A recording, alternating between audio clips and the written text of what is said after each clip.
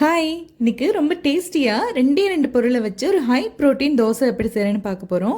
இதுக்கு நான் அரை கப் அளவுக்கு கொண்ட கடலை எடுத்துக்கிறேன்.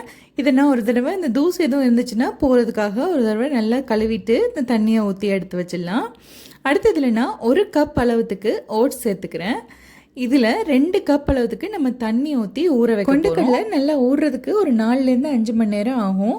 இப்போ அடியில் எதுவும் கட்டியாக இல்லாமல் இருக்கிறதுக்காக நடுவில் ஒரு வாட்டி இந்த மாதிரி கிளறி விட்டுட்டு நம்ம ஒரு 5 ஹவர்ஸ்க்கு அதை அப்படியே வச்சிடலாம். இப்போ பாருங்கள், 5 மணி நேரம் கழித்து நம்ம கொண்டக்கடலை ஓட்ஸ் நல்லா ஊறி இந்த மாதிரி இருக்குது. நல்லா கையில் அழுத்தி பார்த்தோம்னாலே சாஃப்டாக இருக்குது. இந்த அளவுக்கு இருந்துச்சுன்னா தான் சரியாக இருக்கும். இதை நம்ம ஒரு மிக்ஸி ஜாரில் மாற்றிட்டு நல்ல பேஸ்ட்டாக அரைச்சி எடுக்க போகிறோம். பாருங்கள், இந்த மாதிரி நல்லா அரைச்சதை ஒரு பவுலில் ட்ரான்ஸ்ஃபர் பண்ணிடலாம்.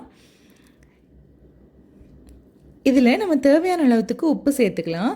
எல்லாத்தையும் சேர்த்து நல்லா மிக்ஸ் பண்ணிடலாம். நம்ம வேறு எந்த ஒரு இன்க்ரீடியன்ஸுமே சேர்க்க போகிறதில்ல. ரொம்ப நல்லாயிருக்கும் இந்த தோசை. இப்போ சூடான தோசை தவாவில் நல்ல மெல்லிஸாக வார்க்க வரும். கல்லில் ஒட்டி பிடிச்சிக்கும் அப்படிங்கிற பயம்லாம் எதுவுமே வேண்டாம். நல்ல மெல்லிஸாக நம்ம வார்த்து எடுத்துடலாம். இதில் தேவையான அளவுக்கு நெய்யோ இல்லை எண்ணெயோ கொஞ்சமாக ஊற்றி விட்டுடலாம். இப்போ ஒரு சைடில் நல்லா இந்த மாதிரி கலர் மாதிரி வெந்து வந்ததும் அடுத்த சைடில் திருப்பி விட்டுறலாம். பாருங்கள், ஒரு சைடு நல்லா ப்ரௌன் ஆகிடுச்சு. இப்போ அடுத்த சைட்லேயும் நல்லா ப்ரௌன் ஆகினதும் நம்ம எடுத்து சர்வ் பண்ணோம்னா நம்ம டேஸ்டியான ஹெல்த்தியான high protein high fibre dosa ready ஆகிடும். இந்த தோசையை நீங்களும் உங்கள் வீட்டில் ட்ரை பண்ணி பார்த்துட்டு உங்களுக்கு பிடிச்சிருந்துச்சுன்னா கண்டிப்பாக கமெண்டில் சொல்லுங்கள். இன்னொரு வீடியோவில் பார்க்கலாம். பாய்.